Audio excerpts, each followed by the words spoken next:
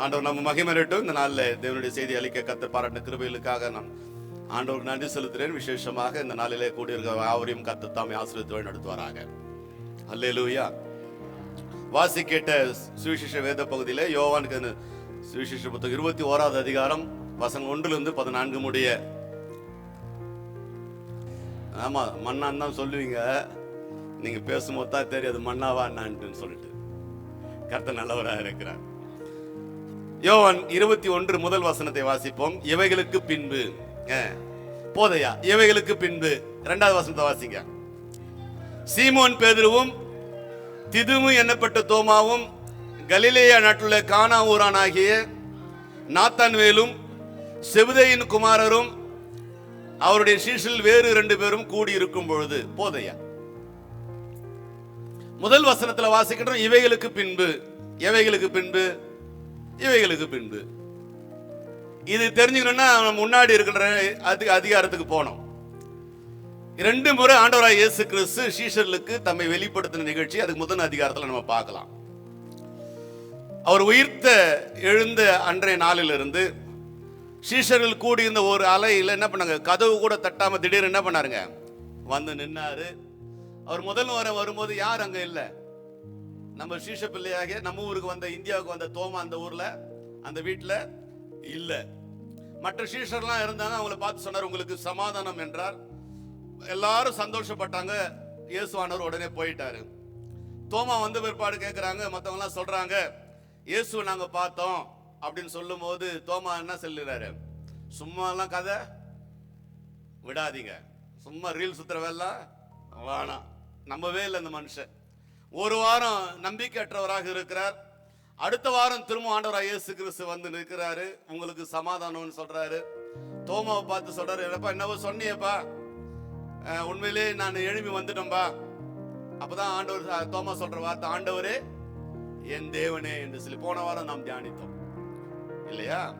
இந்த சம்பவத்துக்கு பின்பாடு இயேசு வாரத்துக்கு ஒரு முறையாவது வருவார் என்று சொல்லி இந்த சீஷ பிள்ளைங்கெல்லாம் அந்த வீட்டுல காத்து கொண்டு இருக்கிறாங்க. 2-3 வாரமா காத்துக்கிட்டு இருக்கிறாங்க. வாரத்துக்கு ஒரு முறை வந்து பார்த்துட்டு போன இயேசுநாதர் வரவே இல்லை. எருசலேமில் உயிரோடு எழுந்துட்டு 21 நாள் வருவாரான்னு காத்து நிற்கிறாங்க. இயேசுவானவர் வரவே இல்லை. கொஞ்சம் கொஞ்சமா சீஷருடைய எதிர்பார்ப்பு குறைந்து விட்டது. எல்லாரும் என்ன பண்ண ஆரம்பிச்சாங்கன்னா, அவங்க சொந்த ஊருக்கு என்ன பண்ணலாம், போயிடலாம் அப்படின்னு சொல்லிட்டு. பேதுருடைய சொந்த ஊர் எதுங்க? பேதுருடைய சொந்த ஊர் கப்பர்நகும். பேதுருடைய சொந்த ஊர் கப்பர்நகும். நாத்தானுடைய சொந்த ஊருங்க எந்த ஊரா இருந்தா என்னையா, கானா ஊர். நாத்தானுடைய சொந்த ஊரு கானா ஊர். செபதேயினுடைய குமாரர்கள் 2 பேர் யார் யாரு, யாக்கோபும் யோவான். அவங்களுடைய சொந்த ஊரு அவங்களும் கப்பர்நகும் தான். மற்றவர்கள் அத்தனை பேரும் பேதுருவோடு கூட என்ன பண்றாங்க, வந்து ஒரு 7 பேர் அங்க நம்ம 2வது வசனத்துல வாசிக்கிறோம். யார் யார் வாசிங்க. சீமோன் பேதுருவும் திதுமு என்னப்பட்ட தோமாவும் கலிலேயா நாட்டில் உள்ள கானா ஊரானாகிய நாத்தான்வேலும் செபதேயின் குமாரராகிய அவ பேர் பதியப்படல யாக்கோபும் யோவானும் அவரோடு கூட வேறு 2 சீஷர்களும் என்று சொல்லி மொத்தம் 7 பேரு காத்திருந்து காத்திருந்து கண்கள் பூத்து போனவர்களாக சொந்த ஊருக்கு பிரயாணம் மட்டும் போறாங்க. இதுல ஸ்பெஷல் என்னன்னு கேட்டீங்கன்னா, பேதுருக்கு மாத்திரம் தான் கல்யாணம் ஆயிருக்குது. வேற யாரும் கல்யாணம் ஆகாத விடல பிள்ளைங்க. பேதுருக்கு மாத்திரம் வீடு, சொந்த வீடு இருந்தது. அதனால என்ன பண்ணிட்டாங்க, இந்த மற்ற 6 பேரும் பேதுருவோடு கூட சேர்ந்து நாங்களும் உங்க கூட என்ன பண்ணிடுறோம், வந்து விடுகிறோம் என்று சொல்லி. நாட்கள் செல்ல செல்ல நம்பிக்கையற்றவர்களாக துக்கத்தோடு எதிர்பார்ப்பு எல்லாம் சிறந்து போயிட்டு பேதுரு அங்கலாய்ப்போட சொல்றாரு. இப்போ 21:3 மற்றவரை நோக்கி மீன் பிடிக்க போகிறேன் என்றார். ரொம்ப வேதனையா துக்கத்தோட சொல்றாரு, மீன் பிடிக்க போறேன். நல்ல வார்த்தை நல்லா கவனிக்கணும். நான் என்ன பண்ண போறேன், மீன் பிடிக்க போறேன். நீங்களாம் என் கூட வாங்கன்ட்டு அவர் ஒருத்தர் என்ன பண்ணல, கூப்பிடவே இல்லை. நீங்களாம் என் கூட வந்து ஹெல்ப் பண்ணுங்க, மீன் பிடிக்க வாங்கலாம்னு சொல்லிட்டு யாரையும் ஒரு மனுஷன் கூப்பிடவே இல்லை. ஒருவேளை இன்னைக்கு எனக்கு வீட்டில் இருக்கிறது போர் அடிக்குதுப்பா, நான் அப்படியே கொஞ்சம் ரிலாக்ஸா அப்படியே கடல்ல போயிட்டு நான் மீன் பிடிச்சிட்டு வரேன், அந்த எண்ணத்திலே அவர் சொல்லல. நான் மீண்டும் பழைய வாழ்க்கைக்கு போக போகிறேன் என்ற அர்த்தம். ஏன் என்று சொன்னால் 3 வருஷம் அவரோடு கூட நான் ஊழியம் செய்தேன். பெரிய பெரிய கனவுகளோடு நான் எதிர்பார்த்து வாழ்ந்து கொண்டிருந்தேன். 1 வாரம் வந்தாரு, 2 வாரம் வந்தாரு, தொடர்ச்சியா 3 வாரம் அவர் வரவே இல்லை. இனிமேலும் வரப்போவது இல்லை என்று சொல்லி, இனி நான் பழையபடி என் தொழிலுக்கு நான் என்ன பண்ண போறேன், போக போகிறேன் என்று சொல்லி பேதுரு அந்த எண்ணத்தோடு நான் மீன் பிடிக்க போகிறேன் என்கிறார். இந்த 6 பேரும், பேதுரு இல்லாத மற்ற 6 பேரும் பாத்தீங்கன்னா எல்லாருமே மீன் பிடிக்கிறவர்களான்னு கேட்டா அவங்க அத்தனை பேரும் மீன் பிடிக்கிறவங்க கிடையாது. அப்ப அந்த மற்ற 6 பேருக்கு வேற ஏதாவது தொழில் இருக்குதான்னு கேட்டா அந்த நேரத்தில் அவங்களுக்கு எந்த தொழிலும் இல்லை. அப்ப அவங்க சொல்றாங்க, நாங்களும் உங்க கூட வரோம், நாங்களும் உங்க கூட வருகிறோம் என்றார்கள். எனக்கு அன்பான தேவ பிள்ளைகளே, இன்றைக்கு பிசாசானவன் அநேகர்களை ஊழியத்திலிருந்து செய்ய விடாதபடிக்கு தடுத்து எடுத்து கொண்டு வருகிறான். என்ன ஊழியம் என்பது அவசியம் இல்லை. ஊழியத்தில் சிறந்த ஊழியம் எது என்பது அப்படி பார்க்கின்ற போது எல்லாமே சிறந்த ஊழியம் தான். ஊழியம் யார் ஒருவர் செய்கிறார்களோ அத்தனை பேரும் பிதாவின் கனத்திற்குரியவர்கள். அல்லேலூயா. ஆமா.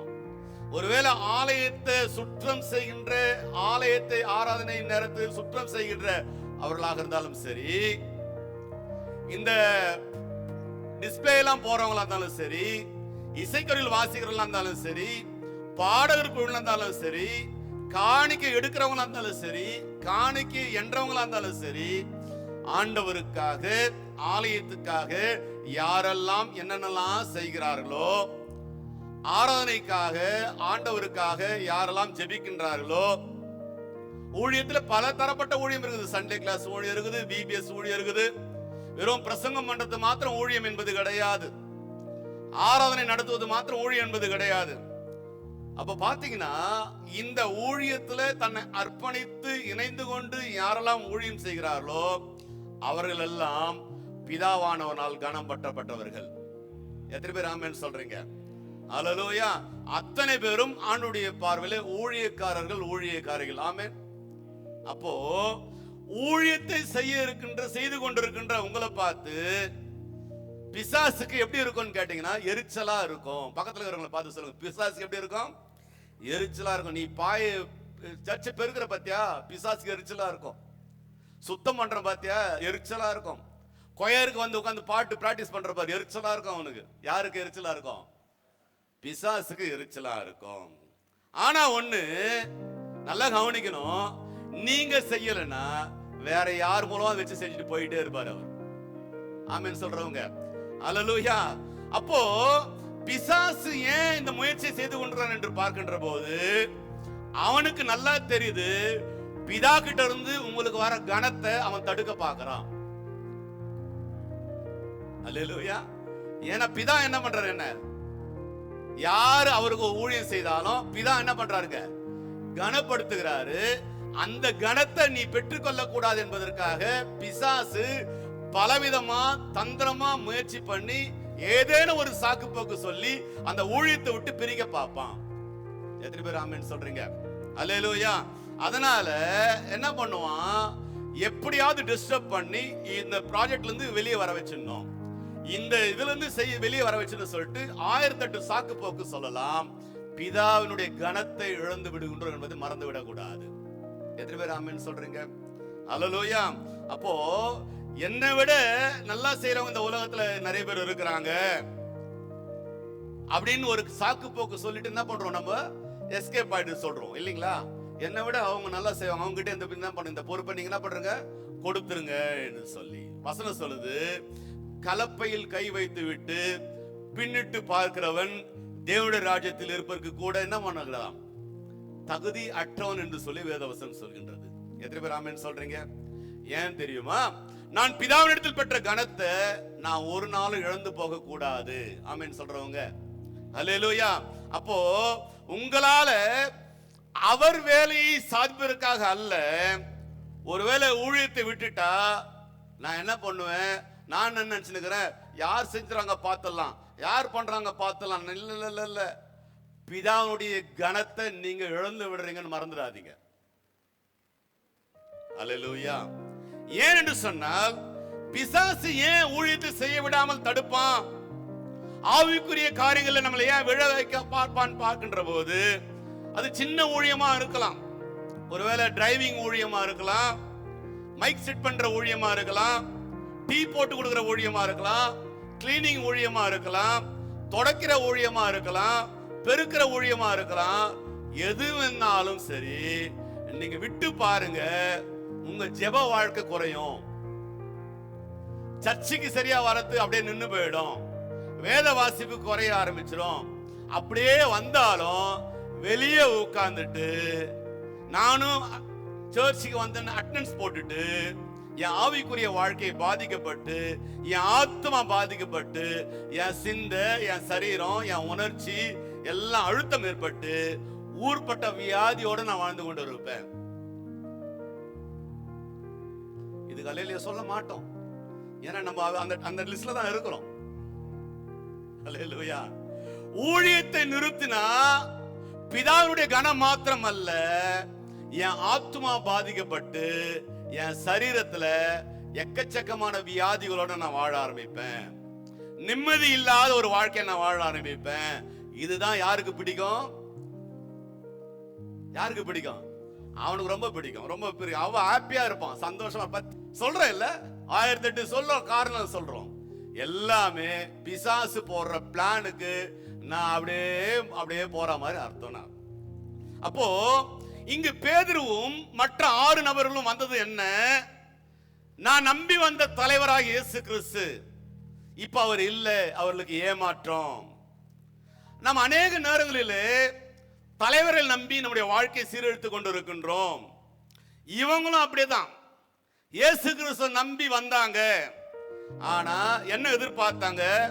இவர் உயிரோடு எழுந்த பிற்பாடு இவங்களை கூட்டிட்டு போயிட்டு, பா என்ன சாகடிச்சிட்டீங்களேப்பா, பாருங்க நான் உயிரோட வந்துட்டேன், உங்களால பாருங்க எல்லாம் நான் உயிரோடு இருக்கேன்னு சொல்லி காண்பித்து காப்பான்னு சொல்லிட்டு, நம்ம ஆளுங்க இந்த பேதுரு, யோவான், யாக்கோபு பாத்தீங்கன்னா, எங்க தலைவர் யார் தெரியுமா?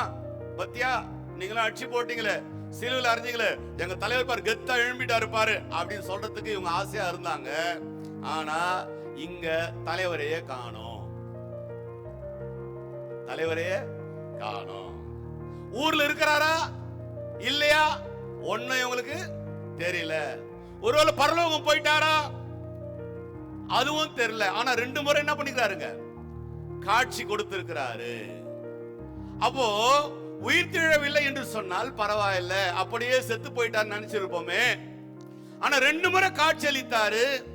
பேதுருவுக்கும் மற்றவர்களுக்கும் இயேசு நம்ம நினைச்சிருந்தோமே, நம்ம எல்லாத்தையும் என்ன பண்ற ஆண்டவர் இயேசு கிறிஸ்து கழுத்தறுத்து விட்டாரு என்று சொல்லி, இனி அவ்வளவுதான். வீட்டுல பேதுருவுக்கு மாத்திரம் தான் திருமணம் நடைபெற்று இருந்தது. ஏன்னா இவருக்கு மனைவி இருக்கிறாங்க, மாமியார் இருக்கிறாங்க, வீடும் இருந்தது. மற்ற சீஷர்களுக்கு திருமணம் நடைபெறவில்லை. ஏன்னா இந்த சம்பவம் நடைபெறுகின்ற போது ஏறக்குறைய பேதுருக்கு ஒரு 44 வயது இருக்கும் நான் விசுவாசிக்கிறேன். ஏன்னா யூத கலாச்சாரத்தின்படி 40 வயது நிரம்பினவர்கள் தான் திருமணம் நடைபெற வேண்டும். யூத கலாச்சாரம், நம்ம கலாச்சாரம் இல்ல. இது நம்ம எல்லாம் பிஞ்சிலே பழுத்ததெல்லாம், பிஞ்சிலே பழுத்து வெம்பி போய் கிடக்குது. யூத கலாச்சாரத்தின்படி 40 வயது தான் திருமண வயது ஆண்களுக்கு. அப்போ எவ்வளவு நாள் இப்படியே நீங்க இருப்பீங்கன்னு சொல்லிட்டு மிஸ்ஸஸ் பேதுரு என்ன பண்ணிருக்கலாம்? பேதுருவை பார்த்து சொல்லுங்களேன், உங்க வீட்டுக்கார வேலை வெட்டிக்கே போக வீட்டிலே உட்கார்ந்து நீங்க சும்மா சோறு போட்டு இருப்பீங்க? என்ன எவ்வளவு நாள் வீட்டுல இருப்ப?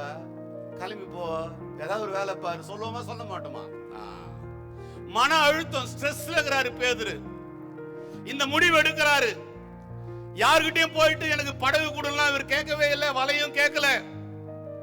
தீர்மானித்த உடனே படகில் போய் ஆயத்தமாகி இவர் மீன் பிடிக்க செல்றாரு. மற்றவர்களாகிய யாக்கோபு, யோவான், இந்த மீனவர்கள், நாத்தான்வேல் வந்து மீனவர்களே கிடையாது. ஆனா இவரும் கூட சேர்ந்து போறாரு, மீன் பிடிக்கிறதுக்கு போறாரு. ஏன்னா பேதுருவோடு கூட மீன் பிடிக்க போறாங்க. ஏன்னா என்ன செய்யறது அவங்களுக்கு, அடுத்த ப்ராஜெக்ட் என்னன்னு அவங்களுக்கு தெரியல. நல்லா கவனிங்க, நீங்க வெளியரங்கமா ஒரு தீர்மானம் எடுக்கின்ற போது அதை பார்த்து கொண்டு இருக்கிறவர்களும் அதே தீர்மானத்தை எடுப்பதற்கான சோதனை வரும். நான் கிளாஸ்ல பாடம் நடத்தினது சொல்ல, ஒரு பையன் எழுந்துப்பான், சார் ரெஸ்ட் ரூம் சார்னு சொல்லுவான். சரி, குழந்தை அவசரமா படுறான்னு சொல்லிட்டு எஸ் கோ அப்படின்னு சொல்லிட்டேன்னா வரிசையா பின்னாடி 2-3 வந்து நிற்கும். என்ன ரெஸ்ட் ரூம் சார்? ஏன்னா ஒருத்தன் போயிட்டான் இல்ல, அவன் முன்னாடி நானும் என்ன பண்ணோம், போனோம் அப்படின்னு சொல்லி. இந்த சென்டிமெண்ட், இந்த சுபாவம் நம்முடைய வாழ்க்கையில நிறைய நேரத்துல நம்ம என்ன பண்றோம், பார்க்கிறோம். எல்லாரும் நின்று கொண்டு தேவனை ஆராதிக்கும் போது ஒருத்தர் கால் வழியில் அப்படி ஒரு உட்கார்ந்தா போதும், உன்னை பார்த்துட்டு பக்கத்துல இருக்கிற டப்பு டப்புன்னு உட்காரும். ஏன்? அந்த அக்கா உட்காந்துச்சு, நானும் உட்காந்துட்டேன், அந்த அண்ணன் உட்காந்துட்டாரு, நானும் உட்காந்துட்டேன்னு சொல்லு. இதுதான், இதுக்கு பேர் வந்து குரூப் மென்டாலிட்டின்னு பேரு. என்ன பேரு? Group mentality. அதாவது ஒரு ஆள் தண்ணி குடிச்சா எனக்கும் கொஞ்சம் தண்ணி கூட கேட்கறோம் இல்ல, எனக்கும் கொஞ்சம் தண்ணி கூட, நானும் கொஞ்சம் தண்ணி குடிச்சுக்கிறேன்.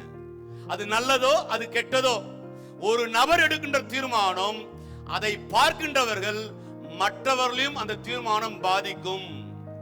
ஒருத்தர் ஊழியத்தை விட்டுட்டா அதுக்கு ஏதோ ஒரு காரணம் இருக்கும். ஆனா காரணமே இல்லாம வேறு சிலர்களும் அதே ஊழியத்தை விட்டு விட்டு போய் விடுவார்கள். ஹல்லேலூயா, ஹல்லேலூயா. ஆமா, இந்த குரூப் மென்டாலிட்டின்னு சொல்லுவாங்க. அவன் வரல, நான் வரல, அவன் வரல சிஸ்டர், நானும் வரல, பிபிஎஸ்க்கு அவங்க வரல, ஆனால் நானும் வரமாட்டேன், சண்டே கிளாஸுக்கு அவங்க எடுக்கல, நானும் எடுக்க மாட்டேன். குரூப் மென்டாலிட்டின்னு சொல்லுவாங்க. அவங்க பரலோகத்துக்கு போல, நானும் பரலோகத்துக்கு போக மாட்டேன்னு சொல்ல முடியுமா? ஹலோ, அவங்க நான் பரலோகத்துக்கு வர மாட்டேன்னு சொல்லிட்டாங்க சிஸ்டர். ஐயா, அவங்க பரலோகத்துக்கு போக மாட்டேன்னு சொல்லிட்டாங்க. ஐயா, நானும் பரலோகத்துக்கு போக மாட்டேன், நானும் அவங்க கூட நரகத்துக்கு போவேன் சொல்ல போறோம்? சொல்ல மாட்டோம். அல்லேலூயா. ஆமா. அப்போ இந்த ஊழியத்தை, அது எந்த ஊழியமா இருந்தாலும் சரி, சபையில ஆண்டவருக்காக எந்த காரியமா இருந்தாலும் சரி, இந்த ஊழியர்களை நாம் விடுகின்ற போது ஆத்துமாக்களுடைய ரத்த பழி என்னை வந்து சேரும். அல்லேலூயா. நான் வரமாட்டேன், நான் செய்ய மாட்டேன், நான் இனிமே வாசிக்க மாட்டேன், நான் இனிமே ஜெபம் பண்ண மாட்டேன், நான் இனிமே ஒன்னா ஐக்கியத்துல வர மாட்டேன்.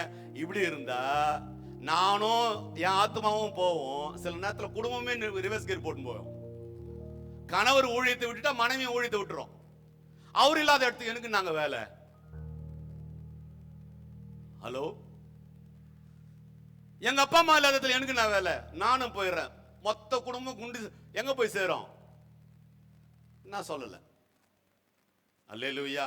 அப்போ ஊழியர்களை செய்கின்ற போது இன்றைக்கு நிறைய பேர் ஊழியத்தை விடுவதற்கு காரணம், அன்றைக்கு பேதுருவோடு கூட இருந்த சீஷர்கள் நிலைதான். யாரையும் பேதுரு நீங்க வாசிக்கும் போது யாரையோ நீ வா நான் மீன் பிடிக்க போறேன் நீங்களா வாங்கன்னு அந்த மனுஷன் ஒரு வார்த்தை கூட கூப்பிடவே இல்ல. மீன் பிடிக்க போகிறேன், அவ்வளவுதான் டைட்டில், மீன் பிடிக்க போறோம்பா. உடனே மற்ற 6 பேரும் நாங்களும் வருகிறோம் என்கிறார்கள். அதுல சிலருக்கு மீன் பிடித்தல் என்றால் என்னவென்றே தெரியாது. அதனால ஊழியத்தை விட்டார்கள். ஊழியத்தை விட்டவுடன் இவர்களோடு கூட இணைந்து கொண்டார்கள். ஊழியத்தை விட போகிறேன் என்று இருக்கிறவர்களுக்கு தயவு செய்து அன்பா சொல்ற, உங்க தீர்மானத்தை கொஞ்சம் என்ன பண்ணுங்க, மாற்றிக்கொள்ளுங்க. ஏனென்று சொன்னால் உங்களால் அநேகர்களுக்கு இடரல் வர காத்திருக்கின்றது. யோவான் 21:4 வாசிங்க. விடியற் காலமான போது இயேசு கரையில் நின்றார்.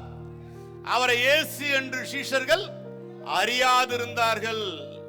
எனக்கு அன்பான தேவ பிள்ளைகளே, நீங்கள் ஆண்டவரை விட்டு தூர போகின்ற போது, அதாவது ஆண்டவருடைய ஐக்கியத்தை விட்டு நீங்கள் தூர போகின்ற போது, உங்கள் ஜெப ஜீவியம் குறைகின்ற போது, வேத வாசிப்பு குறைகின்ற போது, ஆராதனையில் கலந்து கொள்ள குறைகின்ற போது, உங்கள் ஜெப குறைவு, வேத வாசிப்பு குறைவு, ஆராதனை எல்லாம் குறைகின்ற போது, முழு ஈடுபாடு இல்லாமல் ஏதோ வந்தோம் உட்கார்ந்தோம் போனோம் என்று இருப்போம் என்று சொன்னால், நிறைய பேருக்கு இன்னைக்கு யார் ஆரம்ப ஜெபம் பண்ணணும்னு தெரியாது. இன்னைக்கு ஆரம்ப ஜெபம் யார் பண்ணது நிறைய பேருக்கு தெரியாது.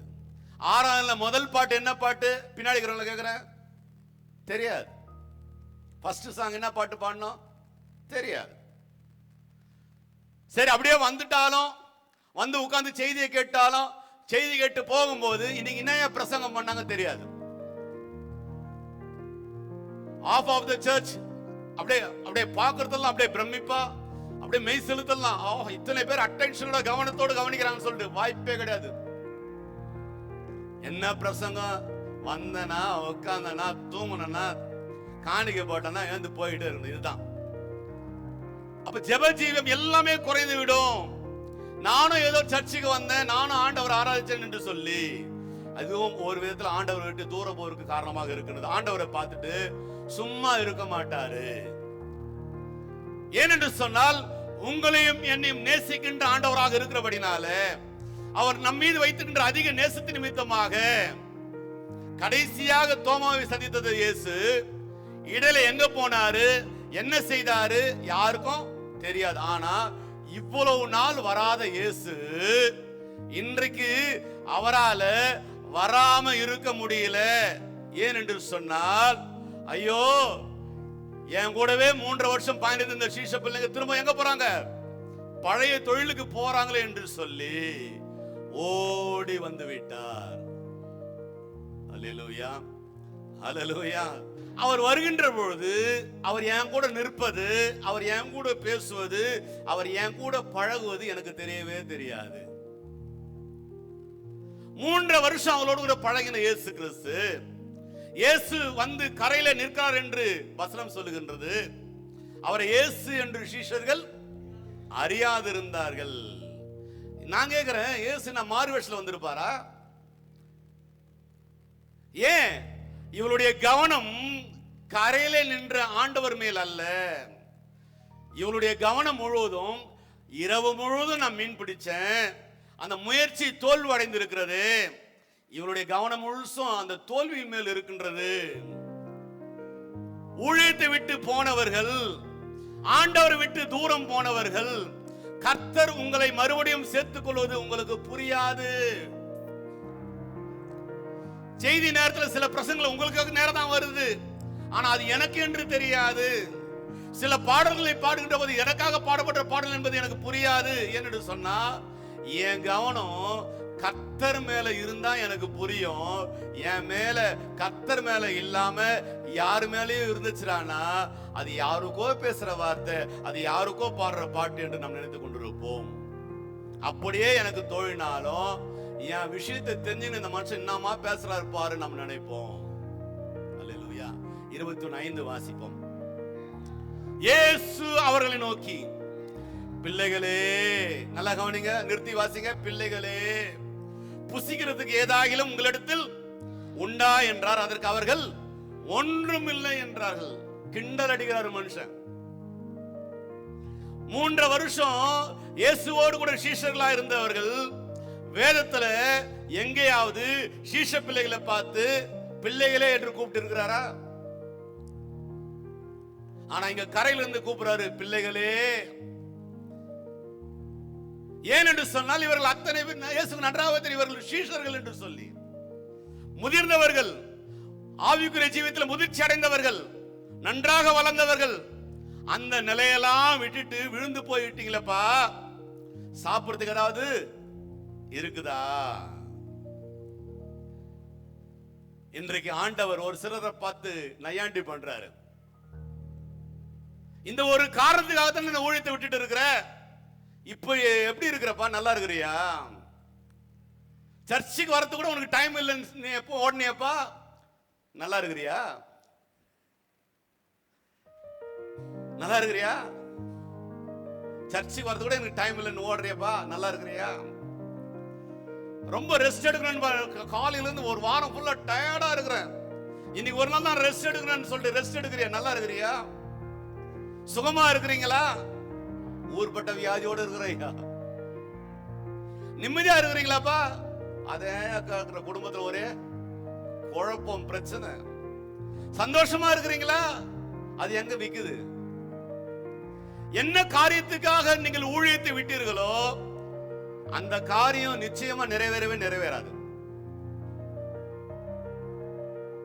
இந்த வசனத்திலே பதில் இருக்குது. அவங்க என்ன சொல்றாங்க? வாசிங்க 21:5.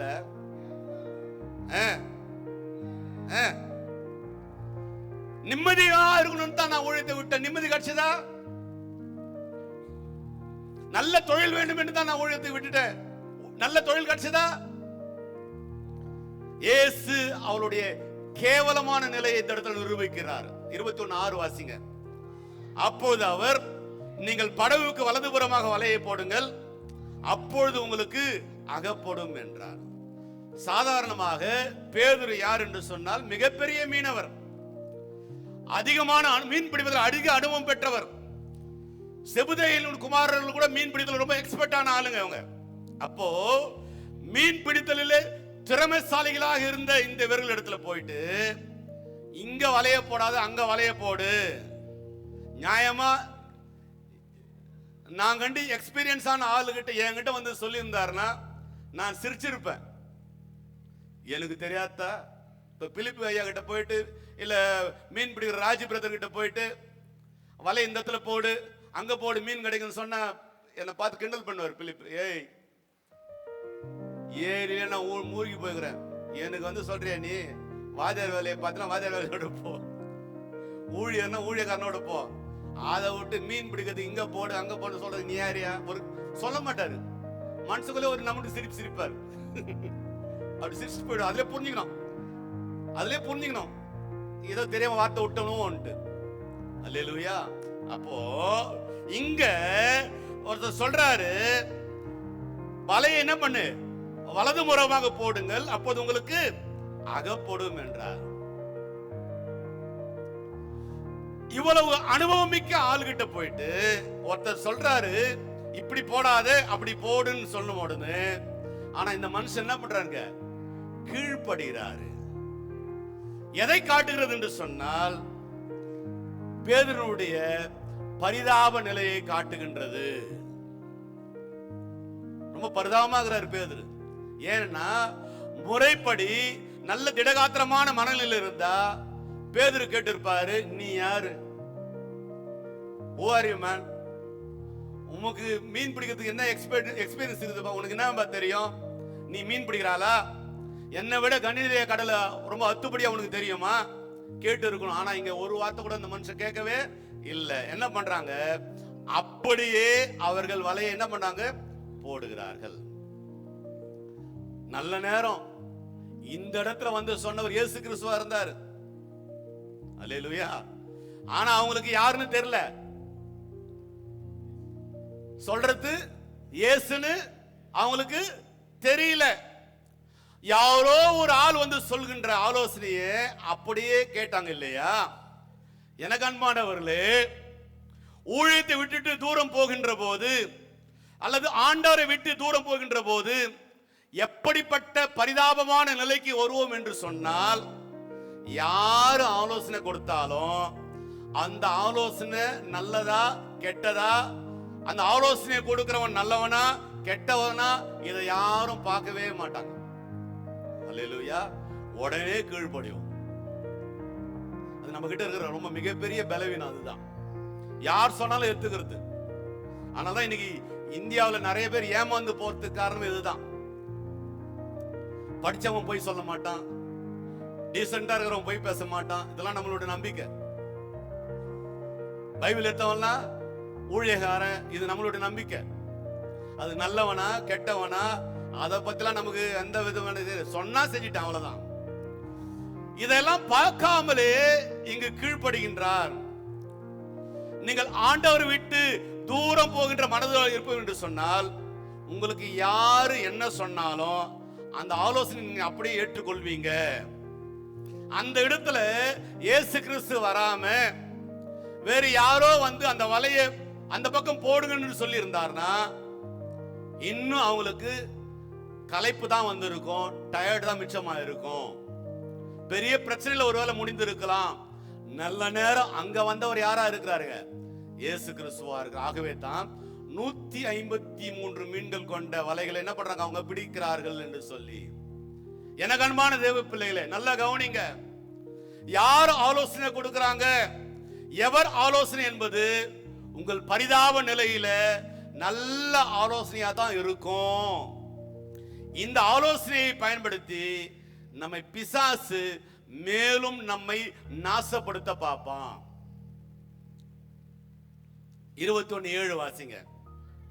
ஆதலால் இயேசுவுக்கு அன்பா இருந்த சீஷர் பேதுருவை பார்த்து அவர் கர்த்தர் என்றான்.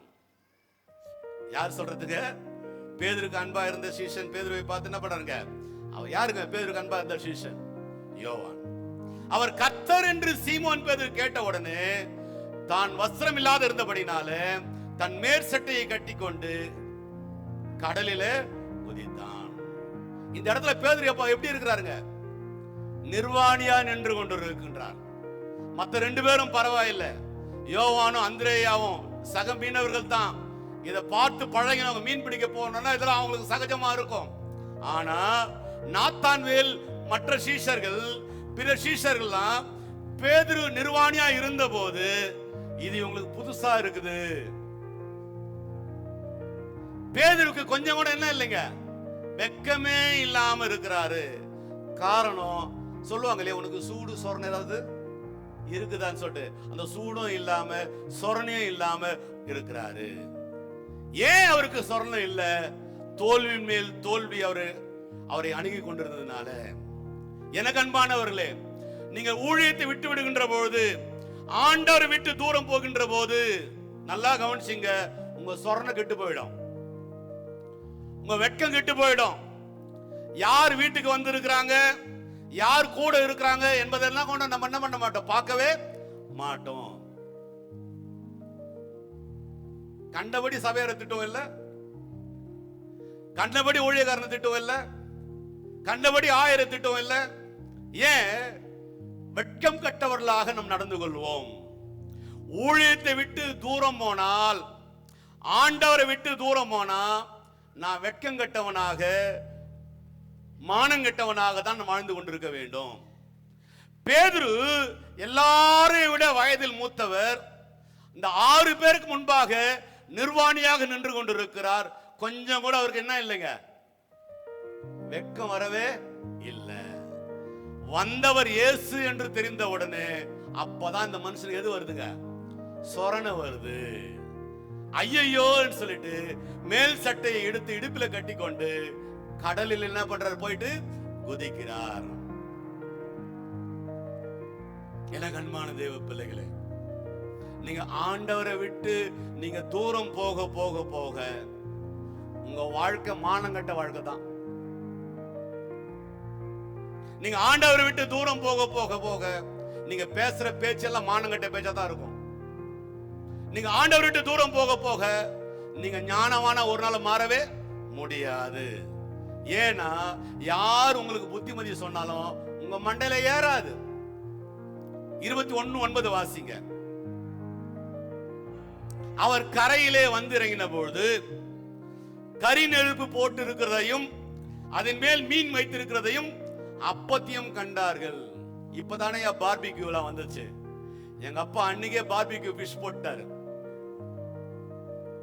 அல்லேலூயா. என்னவா? அவர்கள் கரையில வந்து இறங்கின போது கரி நெருப்பு போட்டு இருக்கிறதையும் அதன் மேல் மீன் வைத்திருக்கிறதையும் கண்டார். இப்ப இயேசுக்கு எங்க இருந்து மீன் வந்துச்சு? இவங்க எல்லாம் கரையில் நைட் எல்லாம் மீன் பிடிக்கிறாங்க, இவங்களுக்கு மீன் கிடைக்கல. ஆனா கரையில் இருக்கிற இயேசுக்கு மீன் இருக்குது. மீன் ரெடி பண்ணி அழகா பார்பிக்யூ போட்டு மீன் ஃபிஷ் ரெடி பண்ணி வச்சிருக்கிறாரு. எங்க இருந்து வந்துச்சு அவருக்கு? அப்ப ஏற்கனவே அவர் 5 அப்பங்களை எடுத்து 5000 ஆண்களுக்கும் அவரோடு வந்து கொண்டிருந்த அத்தனை பேருக்கு கொடுத்தாரு. அற்புதம் செய்திருக்கலாம் ஒருவேளை, அல்லது பக்கத்துல யாருக்கிட்டையாவது என்ன பண்ண மீன் வாங்கி இருக்கலாம். ஆனா எப்படி மீன் வந்திருக்கு தெரியல. கஷ்டப்பட்டு வலைய கரையில் இழுத்து வந்தவங்களுக்கு சாப்பிட ஏதாவது இருக்கிறதா? ஒன்றும் இல்லாதவர் போல கேட்கிறாரு. இருக்குதுங்க, ஆனா கேட்கிறாரு ஒன்றும் இல்லாதவர் போல கேட்கிறாரு. ஆனா மீன்களையும் அப்பங்களையும் ஆயத்தப்படுத்தி வைத்திருக்கிறார். இது எதை காட்டுகிறது என்று சொன்னால், எனக்கு அன்பான தேவ பிள்ளைகளே, உன் உதவி ஆண்டவருக்கு தேவை என்பதை நீ எதிர்பார்த்து நினைக்காதப்பா. உன்னை ஆசீர்வதிக்க தான் நான் வந்திருக்கிறேன். அல்லேலூயா, அல்லேலூயா.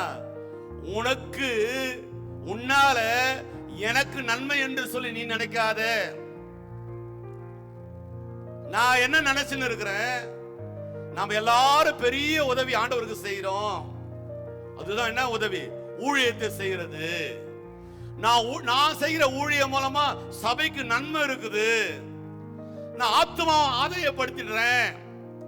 நான் ஊழியம் செய்வதனால எனக்கு தான் கனம் இருக்குதே தவிர அவருக்கு எந்த நன்மையும் கிடையாது. அல்லேலூயா. வசனம் சொல்லுது, நீங்கள் போய் சகல ஜனங்களையும் எனக்கு என்ன ஆக்குங்க? சீஷர்களாக்குங்க. ஏன் அப்படி கட்டளை அவரால் கொடுக்க முடிந்தது? அப்படி போனா யாரெல்லாம் அந்த கட்டளைக்கு கீழ்ப்படுகிறாங்களோ அத்தனை பேருக்கும் ஆசீர்வாதத்தை கர்த்தர் வச்சிருக்கிறாரு. அல்லேலூயா. ஒருவேளை இந்த செய்தியை நான் பேசாம நான் அமைதியா இருந்தேன்னா வேற ஒருத்தர் மூலமா இந்த செய்தியை அவர் பேசிட்டு போயிட்டே இருப்பாரு. அல்லேலூயா.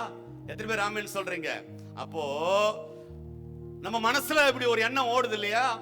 நான் இல்லைன்னா யார் மியூசிக் வாசிப்பாங்க பார்க்கலாம், நான் இல்லைன்னா யார் கொயர்ல பார்த்து நிற்பாங்க பார்க்கலாம், நான் இல்லைன்னா யார் சண்டே கிளாஸ் எடுப்பாங்க பார்க்கலாம், நான் இல்லைன்னா யார் விபிஎஸ் எடுப்பாங்க பார்க்கலாம். நீ கனத்தை இழந்துறன்னு அர்த்தம். அல்லேலூயா. சிலர்களுக்கு கூப்பிடுங்க, அவங்கள பேர் சொல்லி கூப்பிடுங்க. நீங்க வந்து ஊழியத்தை செய்யுங்க. எப்பா நீ செஞ்சினா உன் குடும்பத்துக்கு கனம், உன்னை கர்த்தர் கனப்படுத்துவாரு. அல்லேலூயா, அல்லேலூயா. யார் லைட் போடுவாங்க பார்க்கலாம், யார் சர்ச்சு பெருக்குவாங்க பார்க்கலாம், யார் துடைப்பாங்க பார்க்கலாம். எக்ஸ் இல்லனா ஒய், ஒய் இல்லனா இசட். அல்லேலூயா. 3 மாசம் இல்லனா சபை நடக்காத போச்சு, கர்த்தர் நடத்தினார் இல்ல. அல்லேலூயா. யார கொண்டு ஆண்டவர் எடுத்து பயன்படுத்தி போயிட்டே இருப்பாரு. எத்தனை பேர் ஆமென் சொல்றீங்க? அவர் நினைச்சாருன்னா கழுதையை கொண்டு வந்து பேசிட்டு போயிட்டே இருப்பார். அல்லேலூயா. ஆமா, ரட்சிக்கப்படாதவன நட்சத்திரத்தை காட்டி பெத்லகேம் வரைக்கும் கொண்டு வந்தார் அப்பன் இயேசு. எத்தனை பேர் ஆமென் சொல்றீங்க?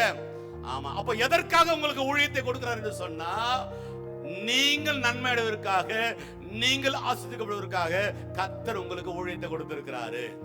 அல்லேலூயா, அல்லேலூயா.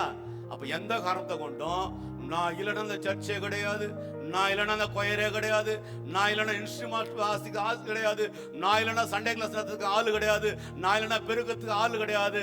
அந்த எண்ணத்தை தூக்கி குப்பையில போடுங்க. அல்லேலூயா. 153 மீனர்களோடு கூட சீஷர்கள் வந்தாலும் ஏற்கனவே எங்க அப்பா மீனையும் அப்பத்தையும் இங்க ஆயத்தப்படுத்தி வச்சுட்டாரு. நீ எத்தனை 153 மூடு எனக்கு தேவையில்லடா, நான் ஏற்கனவே ரெடி பண்ணி வச்சிட்டேன்னு சொல்றாரு.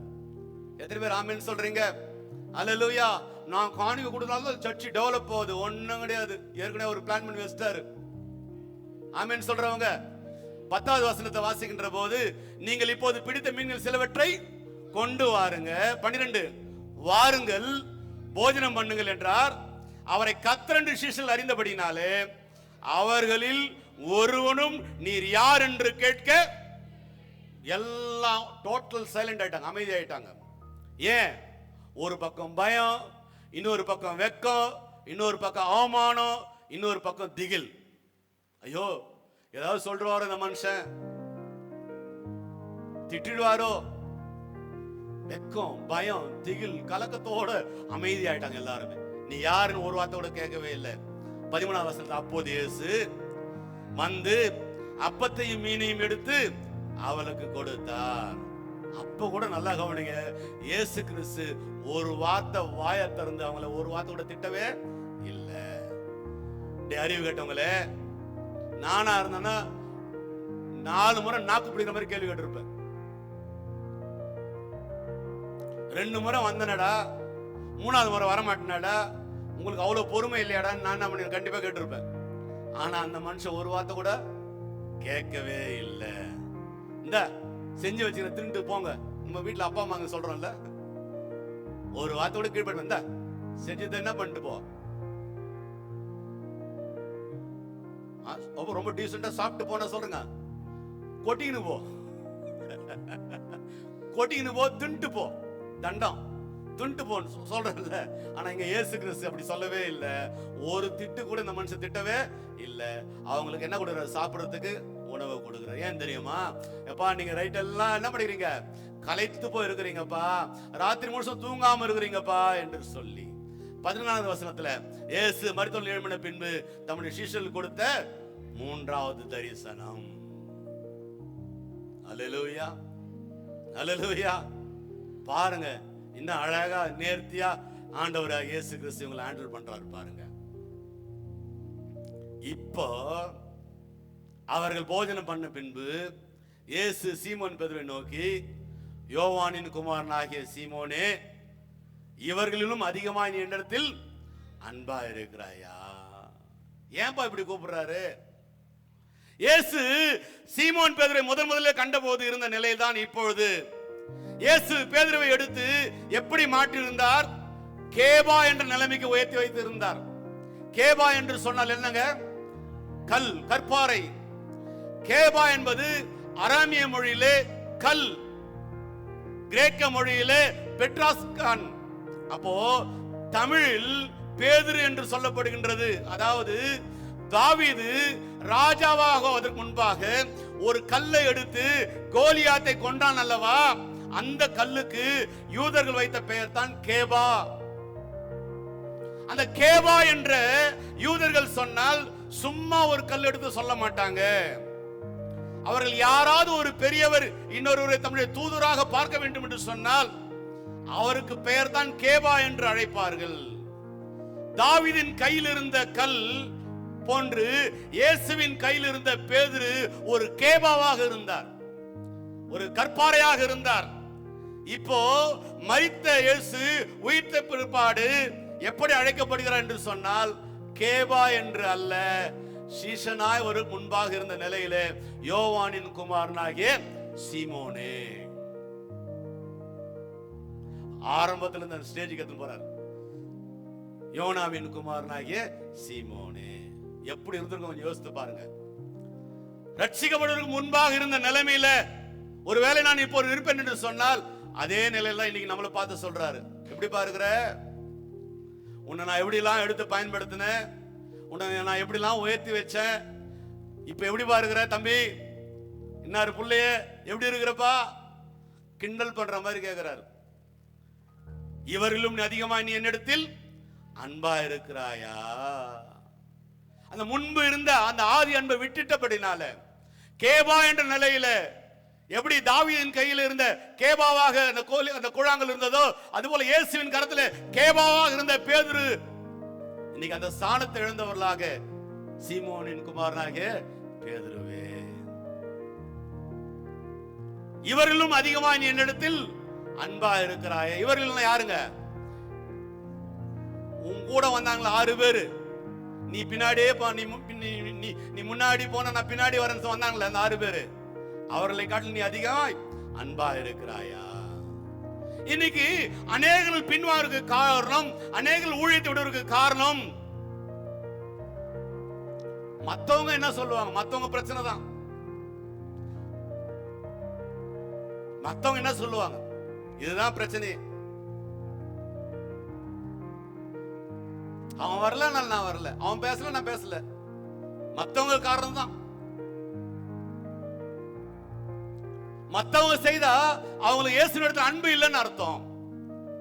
இயேசுவிடத்தில் அன்பா இருக்கிறவன் ஒரு நாளும் சபையை குறைச்சி பேச மாட்டான். இயேசுவிடத்தில் அன்பா இருக்கிறவன் ஒரு நாளும் ஊழியரை குறைச்சி பேச மாட்டான். இயேசுவிடத்தில் அன்பா இருக்கிறவன் ஒரு நாளும் சபைக்கு விரோதமான காரியங்களை செய்ய மாட்டான், பரிசுத்த விரோதமான காரியங்களை செய்ய மாட்டான்.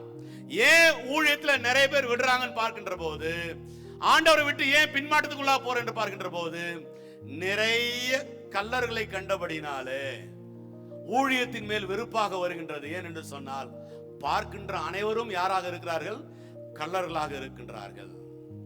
அதான் சொல்றாரு, நீ இவர்களிலும் அதிகமா என்னிடத்தில் அன்பா இருக்கிறாயா.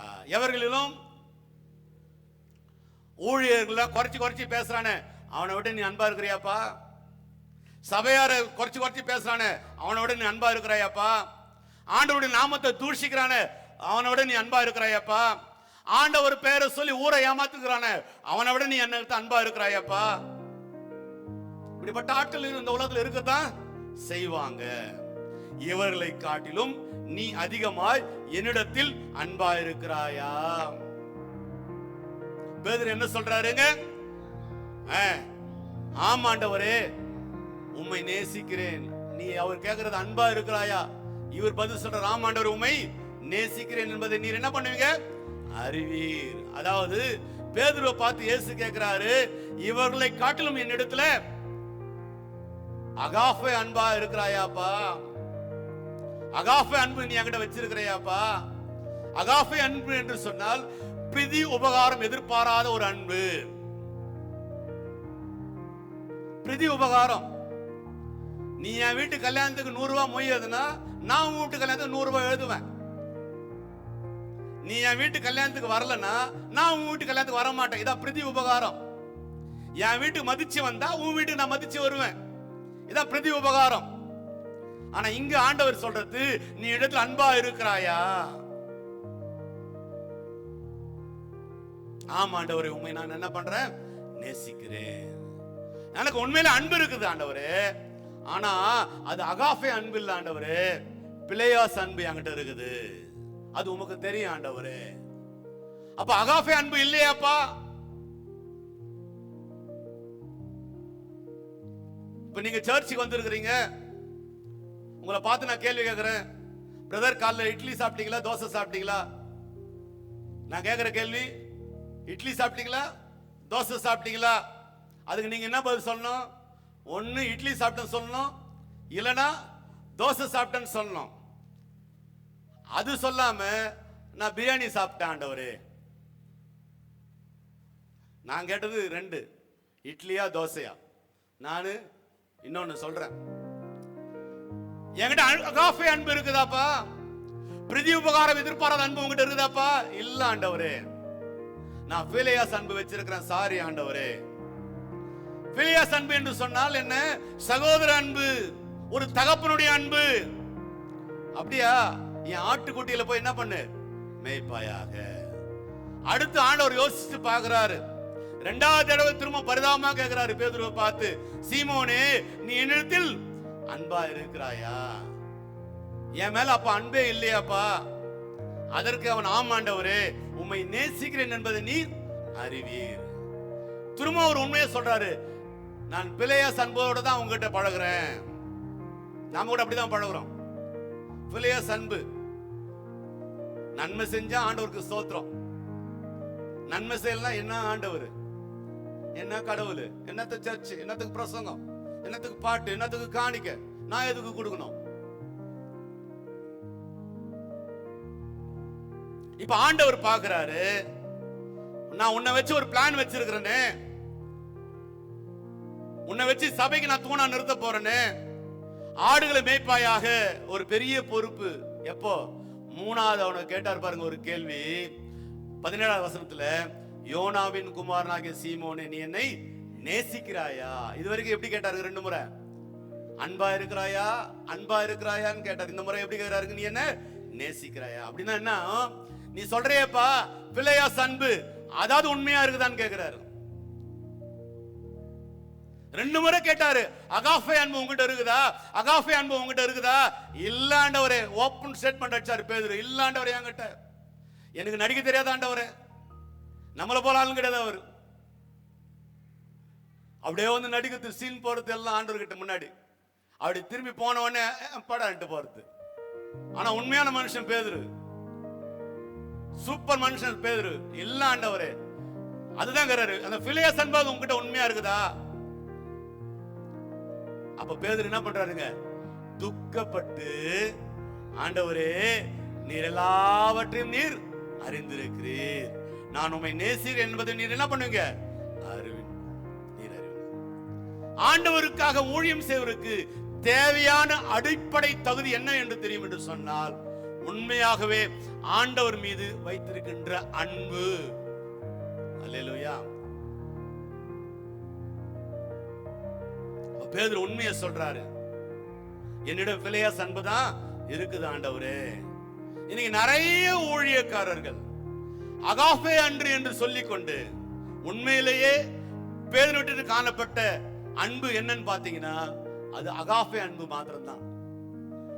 இன்னைக்கு நிறைய பேர், அது விசுவாசா இருந்தாலும் சரி, அது ஊழியக்காரா இருந்தாலும் சரி, நான் பிலேயாஸ் அகாபே அன்போடு இருக்கிறேன் என்று சொல்லி உண்மையா பாத்தீங்கன்னா பிலேயாஸ் அன்பு கூட இல்லாமல் தான் வாழ்ந்து. அதனால தான் கிறிஸ்துவம் வளராததுக்கு காரணமே, கிறிஸ்டியானிட்டி பெருகாததுக்கு காரணமே நாம தான்.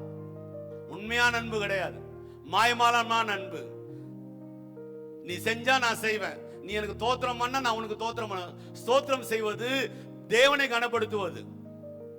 பார்த்துட்டு பார்க்காத மாதிரி போறது. சிலர்லாம் பார்த்துட்டு பார்த்தா தோத்திரம் போனாலும் தலையை கொஞ்சம் போயிருது. நல்லா இருக்க, கர்த்தர் ஆசீர்வதிக்கட்டும். அதனாலதான் ஆண்டவர் பேதுரு எடுத்து பயன்படுத்த ஒரே பிரசங்கத்துல 3000 பேர் ரட்சிக்கப்பட்டாங்க. இரண்டாவது பிரசங்கத்துல 5000 பேர் ரட்சிக்கப்பட்டாங்க. சிறைச்சாலையில் இருந்த போது தேவதூதர்களை சந்தித்தார், விடுதலையின் அனுபவத்தை அவர் பெற்றுக்கொண்டார். பேதுருவின் சீஷன் தான் மார்க்கு. கடைசி நாளில் பேதுரு சிலுவையில் அறைகின்ற போது பேதுரு சொன்ன ஒரு வார்த்தை, என் எஜமான அறைந்த விதமாக அல்ல, என்ன பண்ணுங்க நீங்க தலைகீழா அறைங்க என்று சொல்லி. இந்த அன்புக்கு பேர் தான் அகாபே அன்பு. ஆனா அவர் சொன்னது, இல்ல ஆண்டவரே, நாம நேசிக்கிறேன்னு நமக்கு தெரியும் ஆண்டவரே. டோட்டல் அப்படியே சரண்டர் ஆனார். இன்னைக்கு நாம என்னென்ன பண்றோம் இல்ல, என்ன நடிப்பு, என்ன ஆக்ஷன். நடிகர் திலகமே தோத்துருவாங்க, நடிகர் திலகமே தோத்துரும் நம்ம கிட்ட. அப்படி ஒரு ஆக்ஷன், அப்படி ஒரு. ஆனா வெளியே போனோன்னு நீலம் சாயம் வெளுத்து போச்சு, டும் டும் டும் தான். ராஜா வேஷம் கலைஞ்சு போச்சு, டும் டும் டும் டும். ஆக்ஷன் அப்படியே. எனக்கு அன்பான தேவ பிள்ளைகளே, விருந்து அளிக்க அவர் ஆயத்தமாக இருக்கிறார். சாப்பிடுறதுக்கு நீங்க ரெடியா? நீங்க எந்த நிலையில இருந்தாலும் சரி, அப்படியே கண்ணுல மூடி ஆண்டவரை நோக்கி பார்க்க போறோம். நீங்க எந்த நிலையில இருந்தாலும் சரி, தேவ சமூகத்துல நான் ஆண்டவருக்காக சில பொருத்தனையோடு சில காரியங்கள் நான் செய்து வந்தேன். ஆனா சில சந்தர்ப்ப சூழ்நிலை, சில காரணங்கள், சில காரியங்கள் என்று சொல்லி நான் அந்த ஊழியத்தை நான் விட்டு பின்வாங்கி இருக்கிறேன். என்னால செய்ய முடியல, என்னால அந்த காரியத்தை என்னால தொடர முடியல. ஒருவேளை நினைப்பில் என்று சொன்னால், கரையிலே கர்த்தர் நின்று கொண்டிருக்கிறார். பிள்ளைகளே என்று சொல்லி நம்மளை பார்த்து கேட்கிறார். ஒருவேளை தீர்மானத்தோட, நான் நிறைய வாய்ப்பை நான் தவற விட்டுட்டேன் ஐயா, நான் ஊழியம் செய்யறது ஏன் நான் நினைச்சிருந்தேன் என்னால சபை நன்மை பெறுது, என்னால சபை ஆஸ்வதிக்கப்படும். இல்ல இல்ல இல்ல, நான் ஊழியம் செய்தா என் குடும்பத்தை ஆசீர்வாதம், என்ன பிதாவானவர் கனப்படுத்துவார். இந்த கனத்துக்குரிய பாத்திரமா நான் இருக்கக்கூடாதபடிக்கு பிசாசு பலவிதமா என்ன சோதிச்சு, அவன் தந்திரத்தை ஏற்படுத்தி என்ன அந்த ஊழியத்தை செய்ய விடாம தடுத்து வச்சிருக்கிறானே. இனி நான் அந்த ஊழியத்தை தடுக்காதபடிக்கு அந்த ஊழியத்தை நான் செய்ய எனக்கு கிருபை தாங்க ஆண்டவரே என்று சொல்லி, நான் இனிமே விடாம அவருடைய ஊழியத்தை நான் செய்வேன்.